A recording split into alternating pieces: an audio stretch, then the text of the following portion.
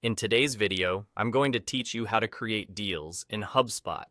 A deal in HubSpot represents a potential sale or opportunity you want to track from first contact through to closing. Creating a deal gives your team a single place to store the essential details, keep context, and monitor progress, so nothing slips through the cracks. Let's get started. First, look to the left panel in your HubSpot workspace. Click on CRM, and then select Deals. This takes you to your Deals area. If you're new to this, you might see an empty screen at first. Don't worry, that just means you haven't created any deals yet.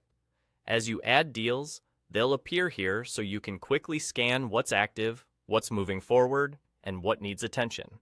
To add your first one, go to the top right and click Add Deal. A form will open where you can input the details of the deal. Think of this as the snapshot your team will rely on. Give the deal a clear, concise name that describes the opportunity, like the product or service and the organization it relates to. Avoid including any personal or sensitive information in the name. Next, fill in the core details that matter to your sales process. You'll typically want to add the estimated amount, an expected close date, and the current stage in your sales cycle. Choose a realistic amount and a date that reflects when you think the deal might close. Pick a stage that matches where you are right now, not where you hope to be next week. Accuracy here helps with forecasting. If there's a field for the deal owner, assign it to the person responsible for moving it forward, so accountability is clear. You can also associate the deal with an existing contact or company to keep everything connected. Add any helpful notes that provide context, such as key needs, timeline considerations, or next steps. The goal is to make this record informative at a glance. When you're satisfied with the information, click Create. That's it.